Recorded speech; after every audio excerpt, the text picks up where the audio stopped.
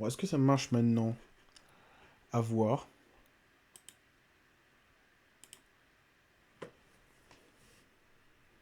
Normalement, là, ça devrait marcher. On va tester ça. Non, trop chelou. Je sais pas, ça... Un truc qui s'est dit fuck off.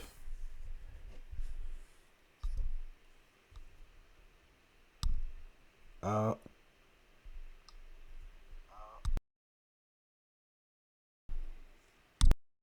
quel son il marche, donc voilà. Bruh. Reviens ici, toi.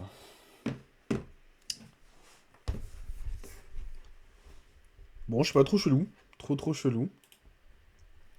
Ah, c'était parce que j'étais en live sur Discord. Ah ouais, ça m'a carrément dégagé de Discord. Osef. Elle est en neurotipar. Populiste, enfin, on n'a plus la connaissance de la profondeur des mots. Voilà. Bah, y a pas à s'en vouloir hein, d'être d'extrême droite. Moi, par exemple, on me caractérise parfois comme quelqu'un d'extrême gauche. C'est pas un terme que je rejette, c'est pas non plus un terme que j'accepte. Hein, à chacun de me définir comme je le suis. N'empêche que l'extrême droite, et que tu demandais par exemple les comparaisons avec d'autres mouvements d'extrême droite, c'est ça que je dis moi. C'est que le fond de l'extrême droite, le socle de toute la pensée politique, c'est l'identitaire. C'est le rapport à l'identité. Mais ça peut être, ça peut être ton interprétation, mais moi en tout cas c'est quelque chose que je vois en commun. Ensuite, par rapport à la République et à la démocratie sur Éric Zemmour et Marine Le Pen, il y a deux choses sur lesquelles je suis pas d'accord. Déjà, je trouve que Éric Zemmour a un rapport à la République qui est très étrange. Dans le discours de la Convention de la droite, on a eu 10 minutes où il a passé beaucoup de temps à critiquer la Révolution française et le mal progressiste qu'il était. Le progressisme, c'est l'omniprésence de la parole soi-disant libre, servie par une technologie d'une puissance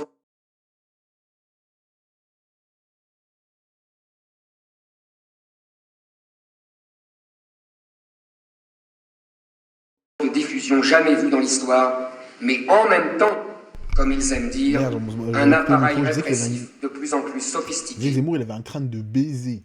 Éric Zemmour, c'est aussi une personne qui remet en cause les droits de l'homme, pas uniquement sur le fond idéologique, mais aussi sur son application juridique. Et pour moi, c'est être anti-républicain. Je fais pas de la diffamation en disant ça, en disant que Éric Zemmour pense que la révolution a apporté un mal progressiste, et en disant qu'il veut remettre en question certaines parties des droits de l'homme parce que leur application juridique les dérange. Voilà. Ensuite, il y a une deuxième chose sur le côté rapport à la démocratie. Je ne considère pas que ces gens soient démocrates, mais là encore une fois, mais je vais vous expliquer. C'est pas uniquement pour discréditer, c'est parce que pour moi, la démocratie, c'est le pouvoir au peuple. Pour moi, la démocratie ne doit pas être incarnée que par une seule personne. Et la droite, certains peuvent en faire un reproche, d'autres une qualité, la droite a toujours fonctionné sur la question du leader naturel. C'est-à-dire d'avoir une personne qui incarne l'idée et qui dirige l'action. Et c'est d'ailleurs aujourd'hui la crise dans laquelle se retrouve la droite. Les républicains n'ont pas de leader naturel, Marine Le Pen est discréditée au sein de son parti, Éric Zemmour s'impose en leader naturel. Sauf que quand on fait reposer toute la démocratie sur un leader naturel sur une identité, on arrive dans tous les déboires qu'on critique aujourd'hui avec Emmanuel Macron. Du coup, c'est pour moi que, à mon sens, il y a un problème de démocratie avec Éric Zemmour et Marine Le Pen, c'est que le leader naturel, pour moi, c'est antidémocratique. Et enfin, il y a une deuxième chose, le rapport au juge. Par exemple, Éric Zemmour est opposé au Conseil constitutionnel, qui pour moi est un ultra important garde-fou démocratique. Mais encore une fois, et c'est ça que j'essaie de te montrer, je ne suis pas en train de te discréditer, je ne suis pas en train de te diffamer. Chaque différence qu'on a les uns les autres, c'est pas une honte, c'est pas une insulte, c'est des différences qui sont marquées. Et ensuite, moi je pense que l'extrême droite, on ne doit pas discuter avec eux parce que justement ces idées-là sont trop dangereuses et que si on les laisse prospérer, elles détruisent tout derrière elles. Donc voilà. Mais ce sont des idées, il n'y a pas à en avoir honte. Si jamais t'es d'extrême droite, t'es d'extrême droite. Si on te qualifie d'extrême droite, assume-le. Moi, on me dit parfois que je suis d'extrême gauche, je m'en fous. Les gens ils me qualifient comme ils veulent. T'as certaines idées, j'en ai d'autres, mais il n'y a pas d'insulte. C'est qu'un débat d'idées. Ça, je suis totalement d'accord que ce n'est qu'un débat d'idées. C'est quelle belle idée, mais mais je vais répondre point par point parce que c'est intéressant. Et j'aimerais rajouter du coup à la question, est-ce que à qui c'est de définir ce que nous pensons? Est-ce que c'est à nous-mêmes ou est-ce que c'est aux réactions des autres? En fait, c'est à mon avis, ça va au-delà de ça. C'est que mais je vais répondre point par point parce que c'est intéressant. Mais juste, je finis sur ce concept même d'extrême droite. Tu ne peux pas faire comme si le concept d'extrême droite était neutre. Le concept d'extrême droite, il est dans l'affiliation directe avec le fascisme. Et le fascisme ayant perdu la Seconde Guerre mondiale, le discrédit qu'on accorde au fascisme et donc à l'extrême droite, il est absolu. Donc forcément, quand tu me dis « mais t'es extrême droite, il n'y a pas de galère », non, en fait non. Parce que si je suis d'extrême droite, c'est que je suis pas loin du fascisme. Si je suis pas loin du fascisme, j'ai pas ma place dans le débat démocratique. Bon, mais je vais répondre point par point à ce que tu as dit tout à l'heure. Tu dis que l'extrême droite se définit par une place centrale à l'identité. Non, en fait non.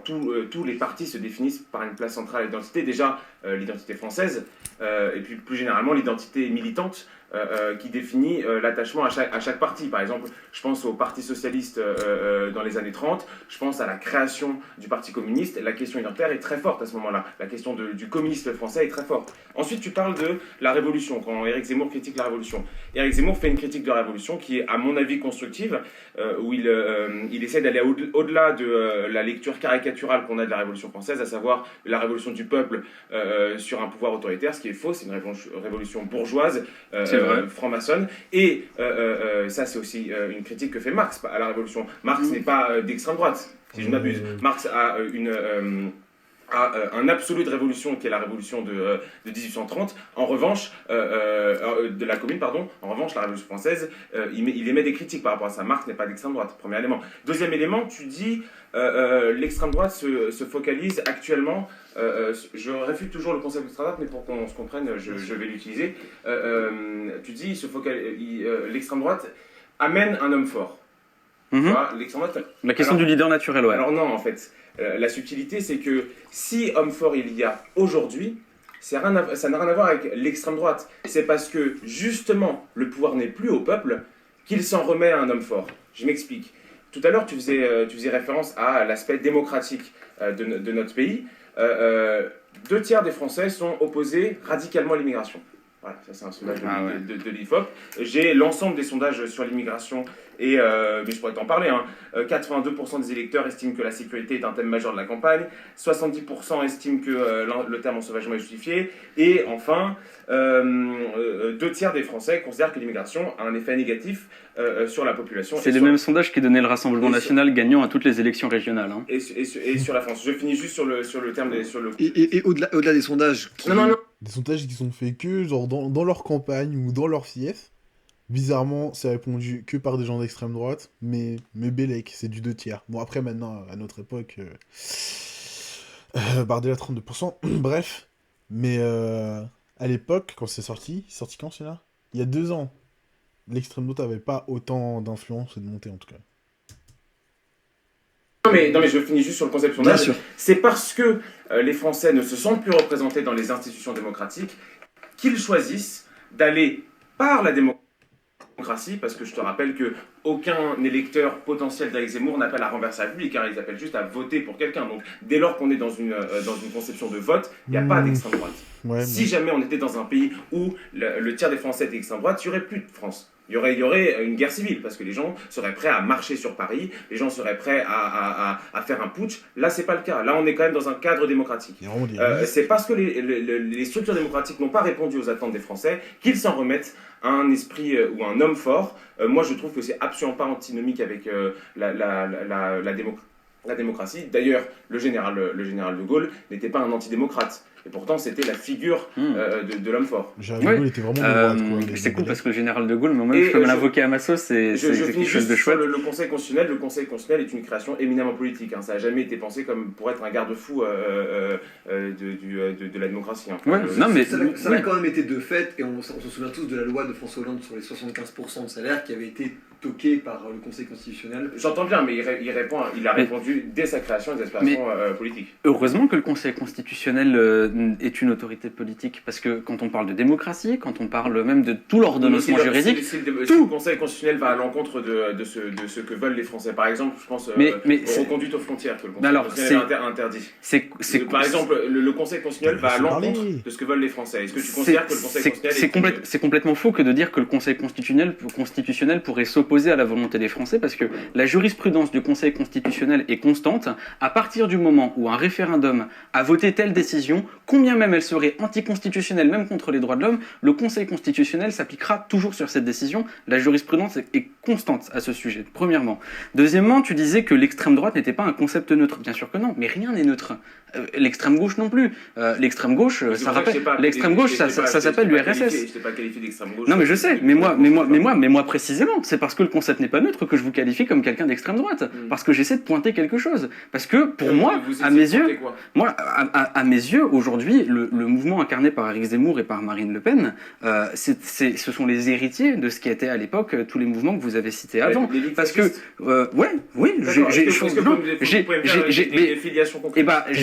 par exemple, vous avez parlé de l'identité. Vous dites oui, le Parti socialiste, le Parti communiste sur l'identité. Oui, mais regardez par exemple Emmanuel Macron, lui, son socle, c'est les questions économiques et européennes. Tout le programme d'Emmanuel Macron est construit sur le fait que la France doit s'intégrer dans une communauté, voilà, dans une logique libérale, mais plus que ça, dans la construction d'un projet européen. Le socle idéologique d'Emmanuel Macron, c'est ça. Le socle idéologique de la gauche, d'où moi je viens, c'est le fait qu'il y a plusieurs classes sociales et qu'il y a une classe qui en domine une autre, qui est la classe pauvre et majoritaire, la classe prolétaire, et que voilà, tout mon socle idéologique est construit sur ça, et je suis capable de le justifier. Tout le socle de l'extrême droite, et c'est pas votre faute, hein, c'est pas vous qui avez forcément décidé d'être comme ça, mais tout le socle de l'extrême droite repose sur le fait que chaque citoyen français appartient à une culture et à une patrie, et qu'il y a une fierté à ressentir de cela, et qu'il y a un sentiment d'appartenance, et derrière ça découle de tout. Sur les questions économiques, par exemple. Gauche raisonner comme ça ? Bah non, et bah je vous... Alors, non, je termine. Non mais oui, je termine. Je fais une petite remarque. Si tu penses qu'on ne peut pas être de gauche en pensant faire partie d'un commun, faire partie d'une patrie, ça explique peut-être les 6% que vous avez à la LFI. Alors, déjà, de 1, je suis pas à la France Insoumise. De 2, si jamais tu cumules tous les scores de la gauche, aujourd'hui on est à 26%, donc on est majoritaire dans le pays. De 3, beaucoup. Le Pen et Éric Zemmour ensemble, c'est 42% il me semble, parce que 16 et 19. Donc c'est oui, mais et c'est là aussi où il y a autre chose qui est important, c'est qu'on parle de sondage, tout ça, mais c'est l'abstention le plus grand marqueur. Voilà. Mais tu sais quoi, mais tu sais quoi, mais ce que je disais, c'est que quand je te parlais d'un socle idéologique identitaire, encore une fois, ça vous regarde. Moi, je pense qu'il y a beaucoup de mal à ça. Vous le pensez pas, et chacun son opinion. Mais par exemple, sur les questions économiques, sur le rapport économique que peut avoir Éric Zemmour ou Marine Le Pen, tout en découle. Et pour moi, il est là le problème, c'est qu'à partir du moment où, mais oui. Ils ont la même conception de l'identité et pas le même parti économique. Voilà, non mais à partir...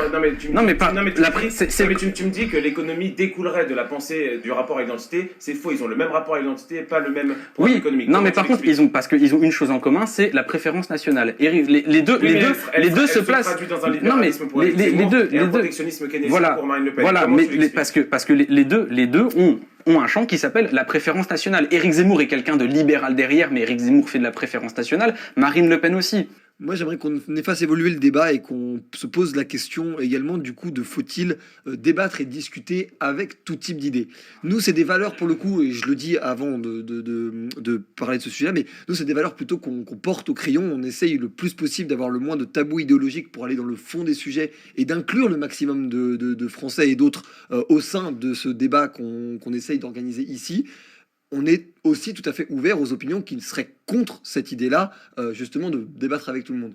Est-ce que, selon vous, Georges, on doit débattre avec tout le monde dans le cas de l'extrême droite, et même au-delà, d'ailleurs. Oui, moi je vais surtout parler évidemment. Je pense que il aime trop dire je suis pas d'extrême droite, qui se mais rapproche je crois que c'est de fini. près ou de loin à la détestation de la France. Moi je ne discute pas avec elle. Enfin, je peux débattre avec des gens qui n'aiment pas la France, je peux débattre avec des gens qui ont envie de la détruire, mais je ne tolère pas que ces gens-là aient un temps de parole démesuré, sachant qu'ils ne représentent en plus pas grand-chose de l'électorat français. Ça c'est le premier élément. Et ensuite, deuxième élément, je trouve qu'on accorde beaucoup trop d'importance à certaines idées marginales, certaines polémiques qui, à mon avis, n'ont pas de sens. Les Français ont des priorités. Les Français ont des attentes de l'élite politique. Il faut répondre à ces attentes. Lesquelles ? La sécurité notamment, la sécurité, l'identité, le pouvoir d'achat. À mon avis, c'est les trois moteurs aujourd'hui de l'identité et c'est les trois attentes les plus fondamentales qu'ont les Français. Et quand, je suis sûr que Louis va me dire en mode qu'il ne faut pas débattre avec l'extrême droite, que l'extrême droite est dangereuse, que l'extrême droite dévie les vrais problèmes. En fait, je pense que c'est exactement l'inverse. Je pense que ce qu'il appelle l'extrême droite et ce que j'appelle la droite patriote, la droite nationale, porte les solutions, porte les vraies solutions aux problèmes des Français. Et je trouve que la gauche s'est fourvoyée depuis 1983 dans la défense des minorités. Elle a délaissé le peuple, elle a délaissé les classes prolétaires. par des logiques Alors, marchéistes, par des logiques quasiment précurseurs de l'européisme, donc la crédulité dans le libéralisme, Des logiques capitalistes. des logiques ultra-capitalistes. Je pense que on et est d'ailleurs, contre de droite, mais non, c'est une dinguerie. peut-être qu'on se rejoindra là-dessus. Je suis profondément critique envers le capitalisme. Je suis profondément. Quoi Ouais, c'est vrai. Je suis quasiment alter-capitaliste, et je pense que le premier rempart qu'on a contre le grand capital, contre le libéralisme effréné, c'est justement le patriotisme, c'est la défense des intérêts nationaux, c'est la remise en place de frontières, que ce soit pour donc tout à l'heure tu parlais des Western Union de Montebourg, bon c'est épisodique, mais plus généralement, il faut recréer des frontières monétaires, des frontières douanières, des frontières physiques, pour que recouvre une souveraineté économique, financière et culturelle. Bon, sur les solutions, on y viendra après, hein. Je vais préserver mon temps de parole. Déjà, premièrement, au sujet, justement, tu parlais d'un temps de parole démesuré. Moi, personnellement, je suis de gauche, j'ai pas d'une chaîne d'extrême droite qui permet de poser toutes mes thématiques. J'aimerais d'ailleurs... Vous avez France Info. Hein, France Info, faut aller voir les interviews de candidats de gauche. Mais d'ailleurs, on parlait de temps de parole démesuré. CNews vient de se faire recadrer par le CSA parce que justement, il passait le temps de parole de la gauche pendant la nuit pour éviter de le faire passer. Donc, sur la question du temps de parole démesuré, c'est à revoir. Ensuite, sur les priorités des Français. Aujourd'hui, les priorités des Français, il y en a 4. Pouvoir d'achat. Pendant la nuit pour éviter de le faire passer. Faire recadrer par le CSA parce que justement, il passait le temps de parole de la gauche pendant la nuit pour éviter de le faire passer. Vrai, donc, sur la question du temps de parole démesuré, c'est à revoir. Ensuite, sur les priorités des Français. Aujourd'hui, les priorités des Français, il y en a 4. Pouvoir d'achat, c'est la première. Santé, deuxième. Écologie et sécurité. C'est les deux se chevauchent. Sécurité, identité, pouvoir d'achat, ce serait bien quand même de parler d'écologie. Hein. L'humanité va traverser la plus grande crise qu'elle ait jamais connue depuis la création de sa civilisation. Non, mais l'avoir manqué, c'est aussi quelque chose d'intéressant. C'est que l'extrême droite sur l'écologie, je ne les trouve pas là en fait. Jamais. Ensuite, sur la question de ne pas débattre avec l'extrême droite. Moi, je pense que, d'ailleurs, je vais te le dire, je ne suis pas ici pour débattre avec toi. Je te combats. Je pense que l'extrême droite est extrêmement dangereuse. Pourquoi ? Parce qu'elle est ennemie des droits de l'homme. On a utilisé un mot tout à l'heure, c'est neutre. Des réunions en non-mixité. C'est pas moi non plus. Et d'ailleurs, si tu veux, on a utilisé un mot tout à l'heure, c'est neutre. Des réunions en non-mixité. C'est pas moi non plus. Et d'ailleurs, si tu veux, on pourra avoir un débat sur les solutions. On était dans les anecdotes personnelles. Je vais t'en raconter une, tu vas voir flou. Mais on parlait de la question de neutralité. Ouais, on va voir flou. La question de la neutralité. La République n'est pas un régime neutre. Les droits de l'homme ne sont pas neutres. Et l'extrême droite, aujourd'hui, ce qu'elle propose, pour moi, est ennemi des droits de l'homme. Quand j'entends Éric Zemmour, par exemple, demander de sortir de la Convention européenne des droits de l'homme parce qu'elle nous empêche de faire sortir du pays les mineurs isolés, je me trouve extrêmement inquiété. Et c'est pas le premier critère sur lequel l'extrême droite pose problème.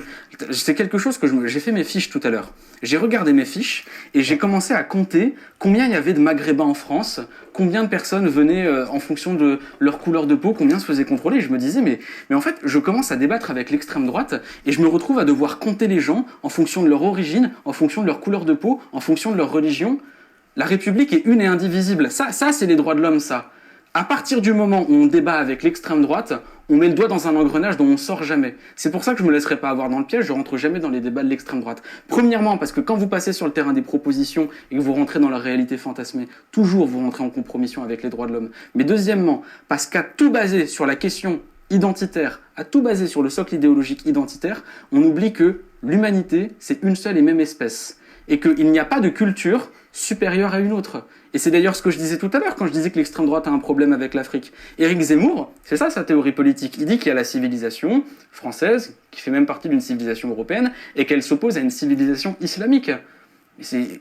Faut revenir un petit peu à la réalité. Bien sûr, il y a différents... C'est pas du tout vrai. Mais c'est complètement faux. C'est du bidon. Déjà parce que... C'est la même civilisation, c'est la même culture. Mais non, ça n'a rien. Ce n'est pas la même culture. Mais il y a plein d'autres cultures. Par exemple, la culture américaine, la culture brésilienne. C'est pour ça que je vous ai dit, il y a plein d'autres cultures. La culture américaine a influencé la culture française. La culture chinoise va venir poser des questions très très sérieuses. L'extrême droite ne s'en inquiète pas. Mais par contre, à partir du moment où ça commence à venir du Maghreb, là tout de suite, ça pose question. religion. Et il parle d'un islam. Il y a 6 millions de musulmans dans ce pays. Vous allez me faire croire que les 6 millions de musulmans de ce pays, parce qu'ils sont musulmans, ils seraient islamistes? C'est ça que sous-entend Éric Zemmour. C'était face à Laurent Ruquier et Léa Salamé qu'il avait dit, il va falloir choisir entre être français ou être musulman. Mais ça c'est être contre les droits de l'homme. Les hommes naissent libres et égaux en droit. Les inégalités ne peuvent être fondées que sur l'utilité commune, sans distinction de sexe, de race ou de religion. Ça, c'est les droits de l'homme. Et voilà pourquoi est-ce qu'il ne faut pas défendre avec l'extrême droite. Parce qu'à partir du moment où vous commencez à débattre avec eux, vous commencez à trier les gens en fonction de leur couleur de peau, en fonction de leur religion, en fonction de leur sexe, ce qui est antinomique avec les droits de l'homme. Mais aussi parce que à partir du moment où vous commencez à avoir un débat politique avec eux, vous laissez des personnes faire des propositions qui vont contre les droits de l'homme. Et je le rappelle, la politique n'est pas neutre. Et à partir du moment où on laisse la parole à ces gens-là, alors on laisse le régime se faire renverser derrière et tomber dans des travers que l'histoire a déjà connus. Et moi, c'est quelque chose qui m'inquiète très sérieusement. Oula. On passera aux anecdotes et à la mi-temps juste après. La question où je rebondis un peu sur ce que dit Louis, c'est est-ce que l'extrême droite, comme le caractérise Louis, ou la droite, comme tu vulgarisais, on va se tutoyer, c'est plus simple. On va être honnête. Comme tu le caractérises toi-même, Georges, est-ce qu'elle est là aussi pour compter les gens en fonction de leur religion ou leur couleur de peau quelle est du coup cette logique quand tu parles de préférence nationale? Non, en fait, la droite, et à mon avis la majorité des Français, le bon sens voudrait qu'il différencie les Français et les étrangers. Je ne sais pas si c'est une distinction que fera Louis, mais que ce soit en économie, en politique, tu as sorti un argument, j'ai pas compris tout à l'heure, tu as dit on fait tous partie de la même espèce. Bien sûr. Waouh, merci mec. Tu sais quoi, mais heureusement, il faudrait que je commence à te l'apprendre. Non mais bien sûr, mais tu aurais dû le dire au début parce que j'avais pas capté. Oui, je vois ça que vous captez pas, c'est pour ça que vous fondez tous vos arguments. Non mais il y a les Français qu'on se doit de défendre, puisqu'on forme on forme une communauté française, voilà. Et les étrangers. Voilà. Le monde n'est pas tout beau, le monde n'est pas tout gentil, il y a des étrangers qui nous en veulent. Il y a une tension avec certains pays étrangers. Je pense notamment à certaines politiques étrangères que mène le Maroc, les politiques récentes d'Erdogan. On sent que... Ou récemment l'Australie avec l'histoire des sous-marins. Ou récemment l'Australie avec les sous-marins australiens, mais ce serait plus les Américains dans ce cas. On sent qu'il y a une tension avec la France. On sent que la France doit se réaffirmer. Et la droite nationale montre que en faisant en faisant juste les Français et pas les Renois, les Arabes, les trucs, mais juste des Français, en ne créant que des Français, on peut s'en sortir, on peut créer du commun. Tu vois. Et c'est à mon avis le problème qu'a la gauche aujourd'hui, c'est qu'elle n'arrive plus à concevoir qu'il n'y ait que des Français. Elle voit à travers les gens, elle voit leur ethnie, elle voit leur orientation sexuelle, elle voit leur couleur de peau, leur religion. On s'en fout de tout ça. Nous, on dit qu'il n'y a que des Français. Ah, okay. C'est ça, et en fait, quelque part, on est plus universel que vous. Parce que vous allez voir chez les gens leur religion, vous allez prendre la défense des minorités, parce que, je le rappelle encore une fois, vous avez, il y a le délaissement de la classe prolétaire pour les minorités, qui est d'ailleurs issu des universités américaines. Tout à l'heure, tu me reprochais d'être habillé en Nike. L'ensemble des idées de la gauche progressiste aujourd'hui provient des universités américaines, qui ont d'ailleurs relu Derrida. Ah ouais, Marx, il est américain? T'es marxiste? Moi, je suis marxiste, ouais. T'es contre l'immigration? Je suis marxiste. Ah non, moi, pas du tout. L'armée réserve du capital. Mais attends, c'est pas parce que Marx a écrit... Je suis pas un fanatique. Vas-y, mais de toute façon, j'ai plein de choses à te répondre parce que t'as dit un nombre de conneries à la minute ahurissant. On va se calmer? Ouais, non. J'ai dit, moi, je suis... Non, mais... Détends-toi, non, vraiment détends-toi.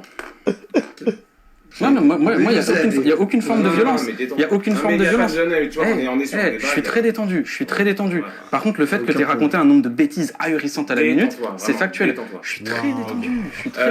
Concernant Marx, ce qu'il dit sur l'immigration, et c'est exactement ce qui se vérifie aujourd'hui, ce qu'il dit sur l'immigration, c'est que l'immigration tire les salaires à la baisse, profite au grand capital, et c'est exactement ce qu'on a vu avec les scandales de Deliveroo, de Uber Eats, c'est-à-dire qu'on va aller chercher une main-d'œuvre étrangère, comme ce qu'a fait la France dans les années 60, on va aller chercher une main-d'œuvre étrangère pour tirer les salaires à la baisse, pour faire pression sur le prolétariat français, pour que ce dernier n'ait plus d'arguments, parce qu'on va lui dire, oui, en fait, si t'es pas content, tu te casses, il y a un malien qui veut faire ton taf. C'est exactement ce qui se passe aujourd'hui, et vous cautionnez ça. Et qu'est-ce qu'il propose, Marx? Au nom de l'universalisme, vous allez dire à tout le monde, ouais, venez en France, il n'y a pas de galère, sauf qu'en fait, vous profitez au grand capital et à la grande bourgeoisie que vous croyez combattre. T'as cité Marx, qu'est-ce qu'il propose Marx alors par rapport à ce problème? Qu'est-ce que dit Marx? C'est quoi sa proposition à Marx? d'unir tous les prolétaires de chaque pays. Exactement, voilà. Alors, Donc, n'invoque pas mais, Marx. Non, mais c'est exactement ce que je Oui, dis. Donc, vous êtes non, pour mais l'abolition des frontières voulu... et vous êtes pour la fin de la souveraineté française. Mais dites-le, il n'y a aucune galère. Non, déjà, quand je citais Marx, je disais simplement que lui voyait l'immigration dans un cadre très local. D'ailleurs, à l'époque, c'était l'immigration anglaise, il me semble, ou irlandaise. Il voyait l'immigration comme une manière de faire baisser les salaires, de profiter au grand capital. Voilà, et sa solution. Mais il faut pousser le raisonnement jusqu'au bout. Non, j'ai jamais dit ça. Je partage pas sa solution. Je partage le constat qu'il fait sur l'immigration. Ah oui, c'est facile, il suffit de piocher là où ça nous arrange. Bon, premièrement, tu as cité une phrase, les Français méritent qu'on les défende, les étrangers font partie d'une autre catégorie. C'est ça? Très bien. Bah oui, parfaitement. Et c'est là où tu t'es moqué quand j'ai dit les Français faisaient partie de la même espèce. C'est ça en fait le problème. C'est qu'aujourd'hui, l'extrême droite a davantage d'émotions à parler de l'insécurité française, qui est un sujet qui me préoccupe beaucoup, et on va en parler sur les solutions. Mais, et je pense que tu as beaucoup de chiffres sur ça, mais est-ce que tu serais capable de me dire combien de personnes sont mortes dans la Méditerranée cette année? Non. Non, pourquoi? Parce que personne n'en parle. En fait. Voilà, et c'est ça le problème, tu t'en fous. Tu sais combien? 1161. Tu t'en fous que 1161 personnes soient mortes dans la mer? Oui. Fin du débat. Quoi? 61. Tu t'en fous que 1161 personnes soient mortes dans la mer? Oui. Il a fait une pause, il a regardé droit dans les yeux de Louis, il lui a fait « Je m'en bats les couilles ». Non, il n'y a pas à être malveillant comme ça, non, c'est pas possible. Il s'en bat les couilles. Fin du débat. Voilà, c'est ça. C'est ça. Non, mais j'assume parfaitement. Voilà. Ok, bah c'est le parfait. distinguo entre les Français et les étrangers. D'accord, ok. Ah oui. Qu'il y en ait qui meurent, c'est très triste, mais il y a des gens qui meurent partout. Très bien. Tu vois ce que je veux dire? Il y a des gens qui meurent, les Yéménites. Tu sais combien il y en a qui sont morts cette année? Ouais. Bah vas-y, dis-moi, donne-moi le chiffre. 36 000. 36 000, ok. Bon. Et tu sais quoi? C'est la France qui vend les armes aux personnes qui tuent ces gens-là. Mais si ça a quelque chose à voir. Et c'est là, on ne gère pas la géopolitique de l'Arabie Saoudite. Quoi? C'est ridicule. On va pas conditionner nos ventes à la politique que mènent les gens. Mais bien sûr. Ok. Ensuite. Non, mais c'est juste. Alors bien sûr, vous sortez des chiffres. Il y a un tel qui est mort. Il y a des gens qui meurent. Oui, mais il y a des gens qui meurent tout le temps. C'est malheureux. Moi, je me préoccupe des Français. Très bien. Que les Français veulent. Moi, je me préoccupe de la politique. Je me préoccupe du monde entier. Vous avez la prétention, les gens de gauche, de vous préoccuper du monde entier, d'aller faire la leçon au monde entier. C'est exactement pour ça que c'est la gauche qui a colonisé. C'est exactement pour ça que c'est la gauche à la Bernard-Henri Lévy qui dit en Libye il faut mener ce genre de politique, qui a la prétention de dire aux gens vous ne savez pas vivre, on va vous emmener. Donc la gauche est décoloniale et Bernard-Henri Lévy est de gauche. C'est colonial en France et colonial à l'étranger, bien sûr. Très bien. Bah moi je te le dis, je suis pas colonialiste. Je suis même contre la colonisation. J'ai des engagements à ce sujet, mais sincèrement, je trouve que je veux que tu termines ton point et après je vais terminer mon point, mais en fait, tu as tout dit. Par exemple, à toutes les personnes qui sont autour de nous, et même toutes les personnes dans la vraie vie, dans le réel, mais si jamais une personne, enfin, je sais pas, quand un enfant tombe, le premier réflexe qu'on a, c'est de ramasser cet enfant. Tu confonds le macro et le micro. Non, parce que l'État doit agir comme un humain. La politique, mais si, bien sûr, parce que l'État, c'est rien de plus qu'une machine pour organiser l'humanité. J'aimerais qu'on passe à la mi-temps et si vous me permettez cette dernière petite saillie sur ce sujet, il y a une Coupe du Monde organisée au Qatar et nous utilisons TikTok, bien que la Chine fasse avec les Ouïghours des choses effectivement assez contestables et dont on devrait se préoccuper. Également le Qatar et les esclaves qui ont été prouvés pour construire les stades. J'aimerais qu'on passe à la mi-temps, qui est un nouveau concept pour ceux qui regardent le ring et le crayon depuis pas mal de temps. J'aimerais que vous racontiez, de manière pas trop longue, mais une anecdote, sans que l'autre conteste, mais une anecdote personnelle qui vous rend sensible à cette question du débat qu'on a aujourd'hui sur faut-il débattre avec tout le monde et qu'est-ce que l'extrême droite. Je sais pas lequel de vous deux veut commencer. Vas-y. Quelle anecdote je pourrais raconter au sujet de l'extrême droite Assez courte, juste qui symbolise un peu plus humainement et plus personnellement les positions que tu prends aujourd'hui. Un peu trop. Moi de base, je suis vendéen. Je suis né en Vendée.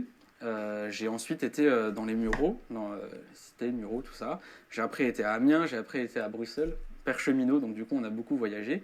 Et j'ai fait mon collège en Vendée. Arrive le moment de ma troisième où on me dit que je vais aller en banlieue parisienne. En Vendée, ça peut paraître triste, mais là-bas, il n'y avait que des personnes blanches, quoi. Vraiment, que ça. Il y avait une personne noire. Ça peut paraître triste, c'est-à-dire bah, ça peut paraître triste parce que je vais t'expliquer la conséquence qu'il y avait derrière. C'est que moi, quand on m'a expliqué que j'allais en banlieue, et je commençais déjà à m'intéresser à l'actualité, et à l'époque, j'étais déjà de droite, sincèrement, j'étais... Non, à l'époque, si jamais tu me prends au collège où je commençais à m'intéresser à l'actualité, de moi, ce que je voyais, on me parlait, enfin déjà à l'époque, on parlait d'invasion migratoire, voilà, je voyais ça, mais moi j'étais encore tout petit, je comprenais rien à ça.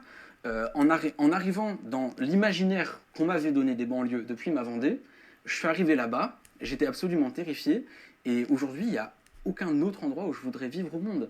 Parce que là où avant toutes les personnes étaient toutes vendéennes, pareil, voilà, j'ai découvert, oui, je dis blanche parce que c'est un autre sujet, mais c'est vrai que ça fait bizarre quand la France, voilà, et d'ailleurs c'est l'extrême droite, la France blanche et chrétienne. Moi aussi j'étais dans cet imaginaire-là à l'époque. Et non, c'est vrai, non, Éric Zemmour, il parle de France blanche et chrétienne. La première remarque que tu as faite sur mon existence, c'était non. Il y avait que des blancs. Ce que j'explique, triste à dire. C'est vachement triste. Tu sais, mais c'est raciste. Il n'est pas censé ne pas y avoir de contestation là. Arrête de vouloir tirer du racisme de tout ça. Ce que je t'explique, c'est que c'est juste l'expérience par la race. Non, mais pas du tout. Ce que je suis en train de t'expliquer, c'est que quand on dit la France est blanche et chrétienne et que tu arrives à un endroit de la France où tout le monde a la couleur de peau blanche, enfin, les gens ont des couleurs de peau quand même. Et la couleur de peau. Mais c'est fou. Laisse-moi terminer. Juste déjà, va falloir se calmer sur la couleur de peau. Moi je suis blanc. Laisse-moi terminer. Moi je suis blanc, ok. T'as des personnes qui ont la couleur de peau noire. T'as des personnes qui ont une couleur de peau, voilà. Et de cette couleur de peau, il y a tout un imaginaire qui est créé. Et moi je combats ça, ok. Les couleurs de peau, c'est rien de plus qu'une couleur de peau. C'est la première chose que je dis. Sauf que aujourd'hui, il y a tout un imaginaire qui fait que on dit, par exemple, et c'est la France blanche et chrétienne, et moi j'ai été éduqué dans ça. C'est ça que je dis. Quand je suis arrivé en banlieue, et que j'ai vu, mais merde quoi, ça m'a fait drôle. Voilà, c'est pas raciste que de le dire. Ça m'a fait drôle parce que j'avais tout cet imaginaire-là derrière moi. Et j'ai discuté avec des personnes, mais qui avaient une mère marocaine, un autre français, d'autres personnes, voilà, qui venaient de plein de cultures. Mais toutes ces personnes, à ce moment-là, je me suis pas posé la question de savoir s'ils étaient français ou pas. Et là où avant, j'étais dans cette image d'une France blanche et chrétienne, parce qu'il y a tout un imaginaire autour de ça, c'est en allant dans les endroits où il y a de la diversité que j'ai découvert que ça ne tenait pas, que ce n'était pas connecté au réel. Et c'est même pas à ce moment-là que je me suis politisé, c'est juste, ça a construit aujourd'hui ma réalité sur laquelle je fonde mes idées politiques. Et quand je te dis qu'il y a aujourd'hui des personnes qui sont inquiétées par l'immigration, c'est vrai, il y a des personnes, ils vivent dans des villages où t'as que des personnes qui ont la couleur de peau blanche. C'est pas raciste que de le dire. Non, c'est raciste de dire que c'est triste. Non, ce que je dis, c'est que parce que ces gens-là vivent dans cela, et qu'on leur raconte qu'il y a qu'à aller se promener dans le RERD, je crois, ou dans le RERD, c'est ça qu'avait dit Éric Zemmour. Allez vous balader là-bas et vous verrez que c'est plus la France. C'est pour ça que je te parle. Bah non. Voilà, c'est ça qui est triste. C'est ça qui est triste. C'est que tu as des personnes qui vivent dans un endroit où il y a que des personnes avec la couleur blanche. On leur montre des images du RERD où c'est vrai. Il n'y a pas que des personnes avec la couleur de peau blanche. Et c'est ça qui est triste. On dit.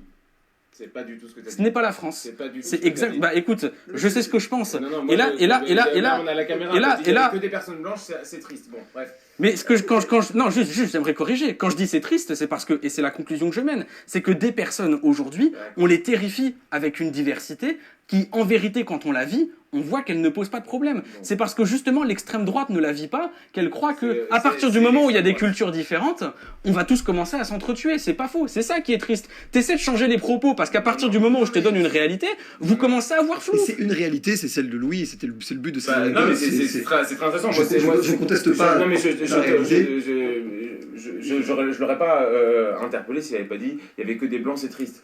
Enfin bref. Mais tu sais que les gens voient la caméra, j'ai dit 3 fois le truc, c'est toi qui essaies de tirer le truc. C'est juste parce que pour moi c'est symptomatique. Il y aura la VAR. Ouais, il y aura la VAR. Pour moi c'est symptomatique de la pensée que tu représentes. Mais attends, alors, j'aimerais juste compléter, vous savez quoi? Ouais, je pense que c'est triste. Je pense que c'est triste. Ouais, je pense qu'aujourd'hui, c'est triste de voir que quand je vais dans le 16e arrondissement, il y a que des blancs, et que quand je me retrouve à aller dans le bas du 18e, il y a que des personnes de couleur. Je trouve qu'aujourd'hui, c'est factuel. Quand vous allez par exemple sur les bancs de l'université Sciences Po, vous voyez que des personnes avec la couleur de peau blanche. Quand vous allez dans les lycéens professionnels, vous voyez beaucoup plus de personnes avec une couleur de peau. Parce que vous voyez la couleur de peau, moi je vois le statut social. Non, tu sais, voilà.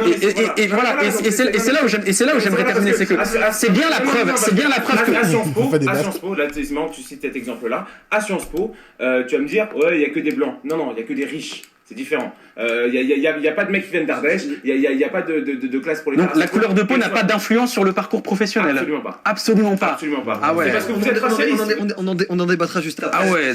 Donc les gens peuvent mourir dans la Méditerranée et la couleur de peau n'a aucune influence sur l'avenir professionnel. Je vois, alors vraiment pour le coup j'en ai vu des phrases qui n'ont aucun rapport, mais celle-ci. Bah c'est, il y a la VAR, hein. Les gens t'ont vu, hein. Ouais. Trêve de filouterie. Je veux bien que tu passes à ton anecdote. Ben non, mais c'est marrant parce que moi j'ai pas la même anecdote parce que moi j'ai jamais habité là où il y avait que des blancs. J'ai grandi à Évry dans le 91. J'ai pris le RERD, donc tu faisais référence à une phrase avec Zemmour. J'ai pris le RERD. J'étais souvent le seul blanc. Bon, mais en fait je m'en suis pas tenu à ça. Pour être de droite entre guillemets. Moi le discours que j'ai, mes potes dans mon quartier ont le même. C'est-à-dire qu'ils en ont marre d'être vus comme des assistés. Ils en ont marre, ils veulent le retour d'une France qui a des couilles, quoi. Ils veulent le retour de valeurs fortes. C'est ça qu'ils veulent. Et ils se disent, ouais, on en a marre qu'on nous considère comme des assistés, des handicapés. On veut qu'on nous parle comme des vrais gens. On veut que la police soit forte. On veut qu'il y ait on veut une éducation forte. Tu vois, on en a marre des petits mecs de Sciences Po qu'on nous envoie qui tiennent pas la route. On veut un truc fort. On veut faire de notre culture la culture française. C'est ce qu'ils disent. Les mecs des quartiers. Ouais. C'est son anecdote, mais c'est justement le but, c'est de sortir justement de la ouais, il y en a, ouais. On veut une police forte, les mecs des quartiers. Bah oui, parce que tu sais que les mecs qui foutent le bordel dans les quartiers, c'est une infime minorité qui casse beaucoup plus les couilles à tous les gens du quartier que la France entière. Hein. Tu sais que t'as 20% de plus, tu te fais contrôler 20 fois plus si jamais t'es d'origine maghrébine ou que t'as la couleur de peau noire que si jamais t'as une autre couleur de peau. Ouais. Mais les gens veulent de la police forte, bien sûr. Ouais. C'est la fin de ce petit interlude, cette mi-temps. J'aimerais maintenant qu'on passe et qu'on débatte probablement un peu moins longtemps, mais qu'on débatte surtout des solutions que vous y voyez sur ces logiques-là. Tu parles de combattre l'extrême droite, que tu nuances très fortement avec le principe de débattre. Je pense qu'on le voit très bien à la véhémence de ton argumentation. Et Georges, quelle solution tu verrais à justement le fait que les gens ne considèrent plus que toi tu estimes être de droite, d'extrême droite, et le fait justement que les gens arrêtent de combattre la droite, ou selon tes propres visions des choses, mais plutôt débattent, en fait. Parce que Louis... Déjà j'aimerais... Enfin, il y a certaines personnes qui pourraient se dire, il est bien de dire, c'est quoi la différence entre débattre et combattre. Il y a 10 ans, on m'aurait proposé ce débat, je l'aurais pas accepté. Parce que, et c'était même en 2002, c'est d'ailleurs ce que Chirac a fait, il a dit, moi je débattrai pas avec Jean-Marie Le Pen. Pourquoi ? Parce que l'extrême droite n'avait pas la place qu'elle a aujourd'hui politiquement et surtout médiatiquement. Aujourd'hui, on se retrouve dans un contexte où, que je le veuille ou non, que je refuse des débats ou non, l'extrême droite aura toujours plus la parole que la gauche. Donc à partir du moment où le rapport de force se renverse, on change la méthode. Mais par contre, je ne considérerai jamais l'extrême droite comme un acteur légitime dans le débat démocratique, et c'est pour ça que je vais contre ces gens-là, c'est parce que je le veuille ou non, ils sont là où avant c'était pas forcément le cas, donc maintenant j'y vais et je combats. Maintenant, j'ai juste une question par rapport à ça, si jamais la gauche était majoritaire, tu ne te... si la gauche était majoritaire, je serais même pas là, je leur ferais pas ce plaisir. Mais ensuite, il y a une deuxième chose. C'était quoi ton autre question ? Ma question, c'était, du coup, c'est un peu les deux thèmes de ce débat. C'est le fait de débattre, ou même de combattre, mais le fait de parler avec n'importe qui et n'importe quelle personne en France, et le fait de définir ce qu'est l'extrême droite ou la droite. Quelle solution on pourrait trouver pour clarifier ce terme, qui du coup, aujourd'hui, vous oppose sur la définition. Mais je vois pas vraiment l'intérêt de vouloir clarifier le terme extrême droite. On n'a jamais vraiment réussi à clarifier la politique, à poser des noms justes. C'est en constante évolution, et jamais à un moment dans l'histoire on a pu être capable de dire bon bah ça c'est correctement la gauche, ça c'est correctement l'extrême droite. C'est pas possible. Donc pour moi, et c'est là où c'était le débat qu'on avait tout à l'heure, pour moi, à partir du moment où une philosophie politique base toutes ses pensées économiques, démocratiques, tout ça, sur le fondement d'une identité nationale fantasmée, pour moi, c'est l'extrême droite. C'est comme ça que je le définis. Beaucoup de personnes qui sont de gauche ne seront pas d'accord avec moi. L'extrême droite ne sera pas d'accord avec moi. C'est la définition que j'en donne. Et après, ensuite, je vois, par exemple, un François Barouin, ça va, on peut discuter avec. Un Éric Ciotti, là, pourtant, ils sont dans le même parti. Bon, bah voilà. Arrêtez de vouloir tout le temps poser des cases. Ça fonctionne pas comme ça, la politique. Ok, mais ça permet aussi de clarifier. On parlait Oui, mais d'accessibilité ça, ensuite, c'est votre rôle. C'est le rôle des journalistes de devoir essayer de clarifier. C'est aussi notre rôle. Nous aussi, aujourd'hui, tu milites politiquement, je milite politiquement. On débat avec des gens, on nourrit le débat d'idées, on donne chacun nos définitions. Vous, journalistes, vous l'interprétez. Le public, lui, il le reçoit pas. La politique, c'est vivant. Mais on n'arrivera jamais à dire qu'est-ce qui est d'extrême droite, qu'est-ce qui est d'extrême gauche. La politique, c'est vivant. C'est ça qui est intéressant aussi. Je comprends très bien la démarche et je me considère plus comme un donneur de parole qu'un animateur, qu'un journaliste. Georges, du coup, comment faire pour clarifier ce terme d'extrême droite qui, du coup, en fait, aujourd'hui, j'ai entendu récemment sur le plateau de TPMP Éric Nolot être qualifié d'extrême droite. Fasciste, je crois. Ou fasciste, mais le terme est souvent calqué entre les deux. Ça, pour le C'est du pareil au même. Je suis content que... Ah, bah voilà. Non, mais c'est ce que je voulais Ah, mais faire oui, tout à pour l'heure. moi, c'est du pareil au D'accord, même. quand tu dis d'extrême droite, c'est fasciste. Bah, c'est un synonyme. D'accord, comment tu définirais le fascisme? C'est justement ça la question. C'est ça. Non, C'est ça. c'est marrant. Comment tu C'est ça. définis C'est Moi, je te parle d'une vraie définition, pas une C'est là. définition, pas la tienne. Hein. Moi, je parle d'une définition. Trois choses à dire. Premièrement, la définition sur le fascisme, elle n'est pas facile. Déjà parce qu'il y a deux types de fascisme. Vous avez le fascisme de l'époque, la définition historique, et ensuite, tu as l'expression qu'aujourd'hui on utilise pour parler de l'extrême droite, qui est celle de fasciste. Pourquoi? Parce que moi, j'estime que l'extrême droite, aujourd'hui, est héritière des mouvements fascistes. Voilà, c'est mon analyse. Aujourd'hui, moi, on va m'affubler d'islamo-gauchiste. Et ce truc-là, c'est l'héritage de judéo-trotskistes, par exemple. Les mots... Il faut pas leur... Alors, surtout en politique. L'islamo-gauchiste, c'est l'héritage de judéo... Le judéo-bolchevisme, ouais. Pour moi, oui, ceux qu'on qualifiait de judéo-bolchevisme à l'époque... qui a été une insulte ultra antisémite, et du coup, maintenant, ça deviendrait l'islamo-gauchisme. J'ai pas suivi le résultat. Ok, en fait, voilà, c'est ça, c'est là, et c'est ça. Non, islamo-gauchisme non plus. Ouais. Là où, c'est tagué sur, voilà, il y a des personnes qui font des attentats contre ça. Enfin, faut aussi le rappeler. Hein, l'extrême droite fait des attentats. Christchurch, ouais, l'islamisme aussi. Sauf que moi, je les condamne les attentats des islamistes. Bah, moi aussi, je voilà. condamne les attentats de Christchurch. Les attentats de ok, d'accord. Ouais. Après, moi, il est pas dans mon camp. Hein. Le truc sur le fascisme, c'est que tu peux avoir la définition historique, mais là, on parle politique. Oui, mais sauf et que donc, les mots ont un sens, tu vois. Tu peux pas dire ça a été comme ça dans l'histoire, mais maintenant ça a changé. Bah si, regarde, tout le monde vous appelle facho. Non, mais il n'y a pas tout le monde. Bah oui, mais il y a beaucoup de gens qui vous appellent facho. Les mots, c'est comme la politique, surtout les mots qui parlent de politique. Oui, c'est vivant. Le fascisme est un concept qui a été créé pour combattre un ennemi imaginaire, qui a été créé par SOS Racisme, qui a été créé, et même Jospin l'a reconnu en 2004. Le théâtre antifasciste, c'était une blague. Tu vois, vous avez pas compris la blague, vous êtes encore dans le... Qu'est-ce que tu penses de... Vas-y. Parce que il y avait une question tout à l'heure, tu me demandais... Je demandais du coup comment on peut clarifier la définition de ce terme, parce que j'imagine que même toi, tu as une vision d'extrême droite aussi. Moi, j'ai comment clarifier l'extrême droite, et je pense que je combats aussi l'extrême droite à ma manière. Alors, il y a deux choses. La première, c'est que je pense que les tenants de ceux qui parlent de fachos, d'ailleurs, ils sont tous à Sciences Po. Enfin, ils sont tous... Non, je suis pas à Sciences Po. Oui, mais tous les gens qui pensent ces idées-là, le générateur de ce genre d'idées se retrouve à Sciences Po et dans les universités sociales. La question est pas là. Mais tu vois-t-il que je pense que ces gens-là vont disparaître. Je pense que démographiquement, ils vont disparaître. Ils ne représentent plus rien dans l'électorat français. Ils vont finir comme l'UNEF à faire 2% à chaque élection.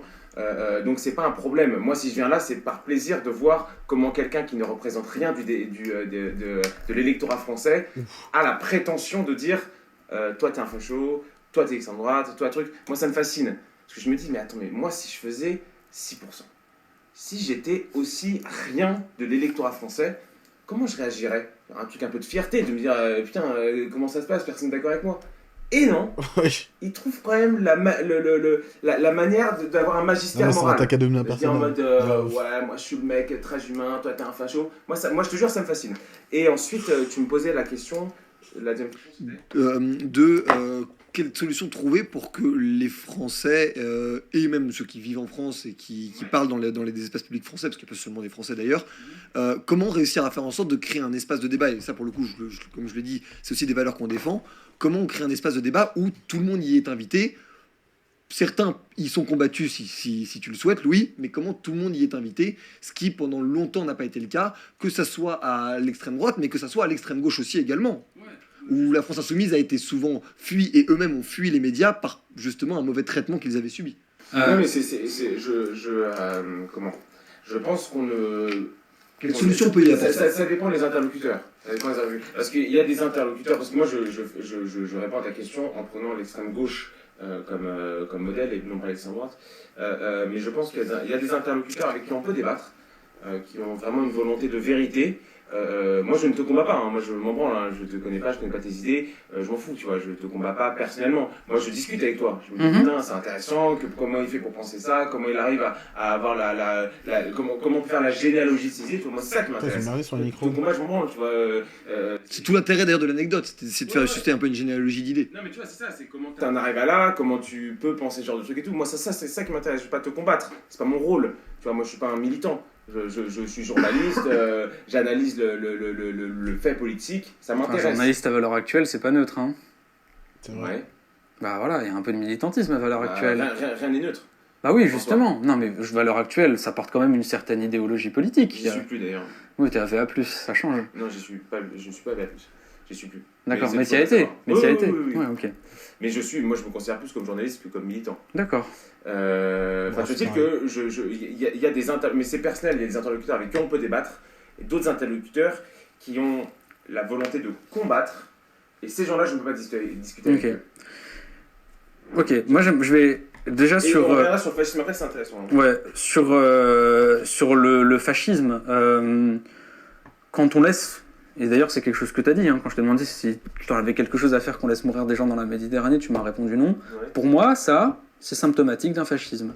Quand Eric Ciotti dit qu'il veut un Guantanamo à la française, prison qui viole tous les droits de l'homme, pour moi, c'est symptomatique d'un fascisme. Quand on dit qu'on veut remettre en cause certains principes des droits de l'homme pour appliquer certaines choses, pour moi, c'est symptomatique d'un fascisme. Ça ne correspond pas forcément à la définition historique, mais pour moi, c'est quand même symptomatique de quelque chose. Et c'est pour ça que les gens taguent cela, par exemple, dans les rues, et c'est pas des gens de Sciences Po.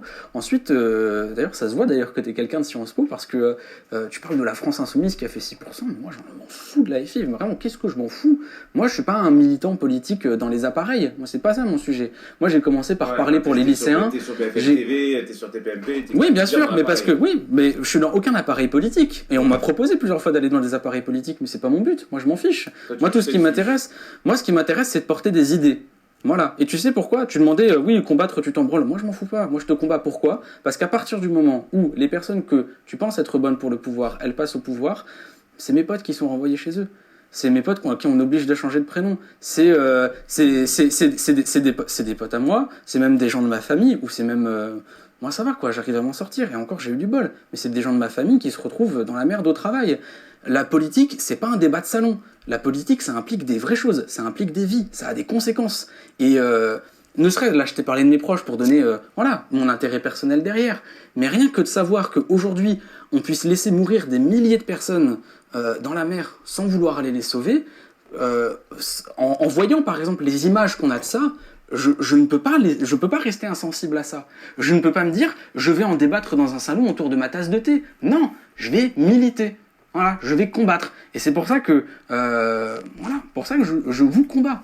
Je comprends. Et c'est au final tu es contre cette logique de c'est parce que ça a des conséquences. C'est ça que les gens comprennent pas. C'est que l'extrême droite aujourd'hui, c'est en train de monter parce que il y a une espèce d'hystérie médiatique autour de l'insécurité, des questions d'identité. C'est notamment dû aux choix éditoriaux de CNews et des politiques. C'est CNews qui a placé non, c'est pas que. C'est pour moi notamment Emmanuel Macron et les sorties de différents ministres et aussi Marine Le Pen qui a fait une très bonne stratégie de dédiabolisation pendant des années et des années. C'est un tout. Et ça fait même partie d'une certaine période historique. Quand vous regardez, c'est pas juste que les gens sont enclins à voter pour des partis que tu juges d'extrême droite, mais qui sont de droite. C'est pas juste ça. Je pense que c'est un tout. Il y a certaines personnes qui voient certaines choses et qui leur disent, mais moi j'ai envie de voter extrême droite pour ça. Je veux pas le nier, c'est une réalité. Mais il y a aussi le fait que certaines personnes, quand elles allument la télé, quand elles ouvrent les journaux, quand elles entendent les politiques, il y a une espèce complotisme mondain. C'est pas une question de complotisme de dire qu'à partir du moment moment où tu vois, t'entends parler d'insécurité H24 sur ta Mais télé c'est parce que les ou gens dans les infos. s'intéressent, parce que ça- ça- Mais c'est un autre pas débat. juste- on ne met pas sur la table le sujet de l'insécurité pour que les gens votent à droite. Ça n'a pas de sens. C'est quoi l'intérêt des médias que les Mais gens c'est votent à pas, droite? c'est pas pour, c'est pas pour, C'est quoi c'est pas, l'intérêt c'est- des- c'est quoi mais c'est l'intérêt toi qui des tombes médias? dans le complotisme. J'ai jamais dit que les gens faisaient ça pour qu'ils votent à droite. Bah C'est alors, parce tu que, dis- tu c'est dis, parce que, on mais a l'extrême droite, laisse-moi t'expliquer. tu C'est dis pas. qu'on a l'extrême droite à 19 parce que les médias parlent l'extrême droite, d'insécurité. Bah, je vais t'expliquer t'expliquer pourquoi. Je vais t'expliquer pourquoi. C'est un tout. 2000 agressions par jour. L'extrême droite, c'est 2000 Ok. agressions par jour. Moi, je me préoccupe plus de ces 2000 agressions que des mecs qui meurent. L'insécurité, elle est en baisse en France ou pas? Non, Ok, sur certains sujets, elle est en baisse. c'est faux, lesquels? J'ai les chiffres là. Vas-y, 37% d'homicides en moins en 20 ans. Les homicides et tentatives d'homicide augmentent de 12% par rapport à 2019. 2200 faits recensés. Très bien, oui, et c'est là où vous voyez que c'est intéressant. C'est qu'il prend les chiffres de 2019. 2019, c'est récent. On n'observe pas l'évolution d'un État sur 2019, mais t'es à Sciences Po, c'est pas raisonnable que de faire ça. C'est quelle année, toi? Ça, 37% d'homicides en moins en 20 ans. Chiffre. C'est faux. Ben, Alain c'est Alain faux. Bauer a débunké. Ok, c'est faux, c'est les chiffres de la gendarmerie. Alain Bauer Non, a mais débunké, c'est les chiffres de la gendarmerie. Alain Bauer a débunké. Bon, bah, si Alain Power l'a dit, mais bon, la police et la gendarmerie et le service qui est créé pour analyser ces données-là sont apparemment moins compétents. Et c'est pour ça aussi qu'il faut combattre l'extrême droite. C'est que quand vous leur mettez des faits qui leur plaisent pas, non, c'est pas vrai. Si je peux me permettre, la vidéo que tu as faite sur Blonde Studio, je la trouve de qualité et très intéressante. Il y a eu beaucoup de gens que ça a fait réagir et qui ont mis une vidéo d'Alain Bauer qui n'étaient pas d'accord. Je ne suis pas là, moi, pour être l'arbitre de qui a raison entre les deux. On mettra les deux vidéos en description et les gens se feront leur avis. On mettra d'autres sources. Mais j'aimerais aussi rappeler que on dit qu'aujourd'hui la France est dans une insécurité folle. Mais après la Seconde Guerre mondiale, il y a eu une période qu'on a appelée la période de brutalisation où les gens en sortant de la guerre étaient ultra violents les uns les autres. Dans Avec les années les manifs en 48, les manifs en 48. dans les années, il me semble que c'est dans les années 70-80, on avait un immense problème d'alcoolisme en France. L'insécurité était explosive à cause de ce problème-là. Mais faut pas faire comme si ça n'avait pas existé. Des problèmes d'insécurité dans le pays. Déjà, premier élément, pas sur tes chiffres. Deuxième élément, c'est pas parce que ça existait avant. Mais non, ce que je suis en train de dire, c'est que les gens nous disent non, parce que vous dites que la France aujourd'hui est au bord de la guerre civile, que l'insécurité n'a jamais été aussi haute. Sauf que quand on regarde les chiffres d'il y a 20 ans avant, et quand, mais laisse-moi terminer. Descendons. Les gorges des prêtres en France, c'est des salles de guerre. Tu vas descendre. Descendons. Mais c'est ça. Non, mais c'est toi qui commences à hurler alors que j'explique quelque chose. Je suis en train. Mais c'est juste, tu vas me ressortir l'argument comme quoi c'est celui qui taper constate dessus. le début de la guerre civile qui l'entraîne. C'est faux. Franchement, C'est pas faire moi le qui débat pense tout que seul et donner les arguments des autres, si ça c'est pas un symptôme du fascisme. Il y a 20 ans, Il va le ok, tabasser. les chiffres de l'insécurité étaient beaucoup plus hauts sur les homicides, sur les violences physiques, sur les vols avec violence. Mais par contre, si vous regardez sur les cambriolages, c'est en hausse. Il y a une hausse de l'insécurité sur les cambriolages. Je vais pas le nier. Ce que je suis en train de dire. La droite est à 19% parce que les cambriolages augmentent. Ce que je suis en train de C'est dire. ce que tu es en train de me dire. Bah écoute, si tu poses les questions qui t'arrangent, on va pas s'en sortir. Laisse-moi terminer mon propos. Ce que je suis en train de dire, c'est que l'insécurité, c'est un débat qui est important. C'est un débat qui a lieu d'être. Mais c'est un débat qui est aujourd'hui hystérisé. Aujourd'hui, on n'est pas raisonnable quand on parle Je suis d'insécurité. totalement d'accord. Et vous savez pourquoi? Moi, j'ai beaucoup de mal, sur un plateau Touche pas à mon poste, d'entendre une femme qui parle de l'agression qu'elle a vécue, et ensuite de devoir essayer de raisonner un peu le débat. Je ne me sens pas de dire à cette femme, oui mais madame, regardez, l'insécurité est en baisse. Parce que quand je m'intéresse à son cas, à elle, je ne peux pas dire ça à une personne, à une victime. Mais quand il y a toutes les personnes qui regardent et qui s'attendent à avoir un avis sur l'insécurité, à avoir une analyse politique de l'insécurité, je me retrouve dans le flou. Et c'est ça le problème, c'est qu'aujourd'hui, les débats sur l'insécurité, on les prend sur un fait précis, dramatique, qui fait mal. Tous les débats aujourd'hui. Mais tous les débats. Et c'est ça le problème. Il y a un problème de déontologie. C'est pas vrai, non, c'est vrai. Sans prendre, moi je prends aucun parti ni pour Menteur. ou contre l'augmentation de l'insécurité en France. Ce que je dis juste, c'est qu'effectivement aujourd'hui il y a beaucoup de débats qui sont. Oui, mais ça, c'est Beaucoup de débats, on prend le scope micro. c'est la télévision du 21e siècle. Oui, et c'est problématique. Mais c'est problématique, oui. Et- Mais c'est pas d'accord. oui, c'est que ça, c'est pas moi qui suis Non. plein. Et pour moi, tu sais pourquoi j'y vais? Justement parce que j'essaie de lutter contre ça. Parce que pour moi, aujourd'hui, la télévision du 21e siècle surfe sur les questions de sécurité qui ne sont plus traitées avec raison, et c'est ça qui profite à l'extrême droite. Pour moi, c'est pas une question de favoriser le vote à droite ou quoi, c'est uniquement une question de business. Et je travaille dans les médias, je suis capable de vous le dire. Aujourd'hui, si jamais on parle autant des sujets qui plaisent à l'extrême droite, c'est parce qu'on sait que l'extrême droite va surfer dessus, que la gauche, ils vont répondre, que du coup, ça va monter en tendance. C'est le sujet parfait pour faire du fric. Non, mais voilà. Même du nombre de vues de la vidéo que tu avais fait. Mais oui, c'est ça. Studio. Et vous savez quoi? Je parlais d'insécurité, je savais très bien que ça allait buzzer. Pourquoi? Parce qu'aujourd'hui, Voilà, on n'est pas. Mais non, mais oui, mais je participe de ça. Mais non, mais je participe de ça. Pourquoi? Pour donner des vrais chiffres sur la sécurité. Non, mais d'accord, mais ne ne condamne pas ce phénomène si tu Mais si. participes activement Non, tu sais. en étant Bah sur non. TPMP, en étant sur BFM, en intervenant sur des sujets houleux. Mais excuse-moi, mais t'es pas raisonnable sur mon engagement. Cette vidéo que j'ai faite sur l'insécurité, je savais qu'elle allait buzzer. Pourquoi? Parce que j'ai donné des chiffres de l'insécurité en baisse. Quand je vais sur Touche pas à mon poste, j'y vais pour aller porter des opinions qui sont pas portées d'habitude. J'y vais pour ramener ma réalité qui est la mienne et à laquelle semblent s'identifier beaucoup de gens à ce que je vois. Voilà, j'y vais pas pour faire du fric. Attends, Hein. quand tu dis beaucoup de gens, c'est quoi tes chiffres? Là, je vais pas te donner des chiffres, juste les DM que je reçois, les gens à qui je parle dans la rue, la reconnaissance de mon milieu social. Je donne pas un fait. Je dis simplement qu'aujourd'hui, quand je vois dans mon milieu social, je vois que je semble toucher une réalité. Ton milieu social est différent et c'est normal que toi, ça fonctionne beaucoup plus de ton autre côté. Ce que je dis, c'est que quand j'y participe, moi, c'est justement pour essayer de ralentir ce phénomène qui profite à l'extrême droite. Et c'est ça aussi, notamment, le problème en France. Je comprends très bien et je vous remercie tous les deux parce que c'était un débat très animé et que je trouve, même s'il y a eu deux, trois... C'était un ring. C'était un ring. C'était un ring, mais je trouve en vrai qu'il y a eu aussi beaucoup de moments où vous avez concédé des points à l'autre sur quelques petits aspects parce que c'était réellement ce que vous pensiez. Vous n'avez pas caricaturé votre propos et je vous en remercie. J'espère qu'on aura d'autres rings comme ça et je suis très content de cette nouvelle formule parce que je trouvais que l'anecdote personnelle ça apportait quand même aussi beaucoup de poids à ce que vous disiez et on comprenait la généalogie de votre pensée. Quand l'autre interrompait pas pour modifier, mais oui. Effectivement, je vais peut-être pas modérer assez sévèrement. Je vais fesser, je pense, la prochaine fois. Ou sinon je vais me faire punir par la loi. Merci beaucoup les amis de nous avoir regardés. C'était Louis Boyard et Georges Jordi et Valorant Liberto pour le crayon. On se retrouve très bientôt pour le débrief. Abonnez-vous, lâchez un commentaire pour le référencement, vous connaissez. Salut.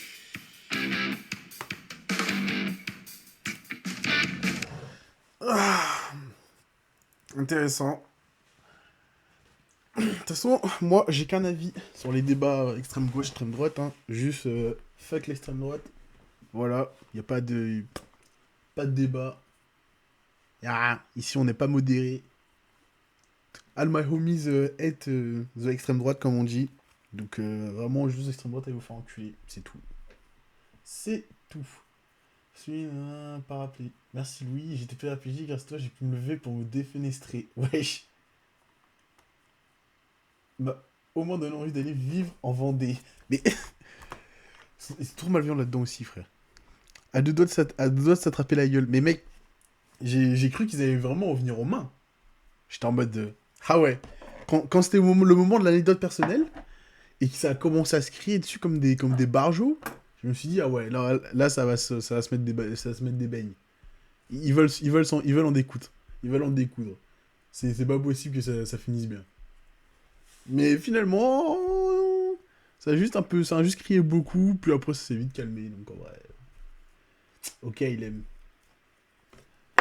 En tout cas, moi j'ai fini mes chevaliers de l'apocalypse. J'ai fait OnlyFans, prostitution entre guillemets. L'immigration, féminisme et... C'était quoi le dernier? Ah oui, la transidentité. Transidentité, homosexualité, etc. J'ai fait mes petits 4 chevaliers de l'apocalypse de la sauce. Finalement, je m'en suis sorti plutôt bien. Donc voilà. Je pense que ce sera fini pour les live react un peu houleux dans ce sens. Après, c'est mon choix aussi. Qui m'ont l'air assez sympa. C'est mon choix rire. Ok, d'accord, non.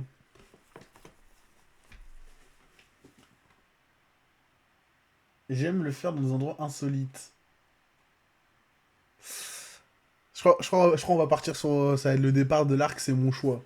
Ça, c'est une dinguerie. Je suis macho. Elle ne pense qu'à ça. Ok, bon.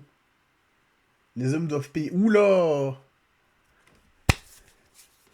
C'est mon choix. Ça... Là je vois les petits sujets, c'est mon choix. Je pense qu'on va partir sur les lives de l'année, ouais. Ouais. En plus, d'ici là, je crois que je vais commencer à faire un live jour. Hein. Je fais un épisode de C'est mon choix par jour. Ça va charbonner un peu la chaîne. Je sors avec une personne de ma famille. Hein?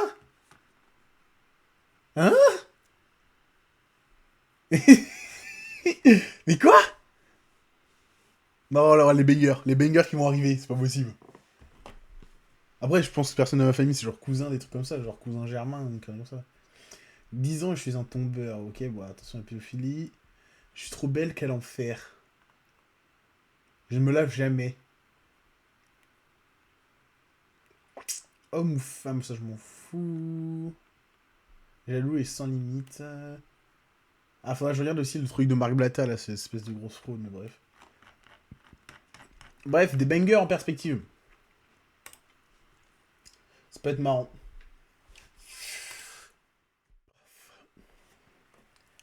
Je sais pas si on m'entend toujours, normalement oui. Je vais régler mes trucs. Si on m'entend pas, force à moi.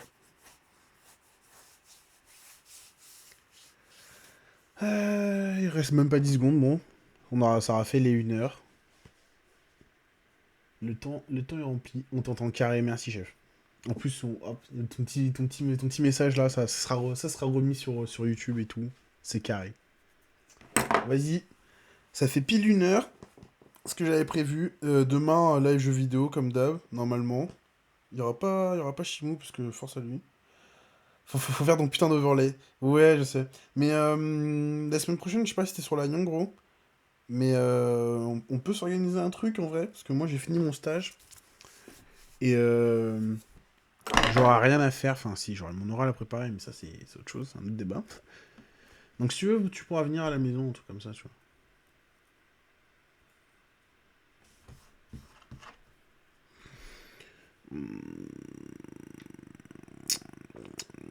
Après, pour l'instant, je taffe à part le week-end, c'est chaud. Ah oui, c'est vrai. Bah, c'est pas grave, on va se caler ça. On réfléchira à ça à un moment donné ou à un autre. Puis voilà. Bon, l'équipe, moi je vous dis ciao. Et bah, juste à demain.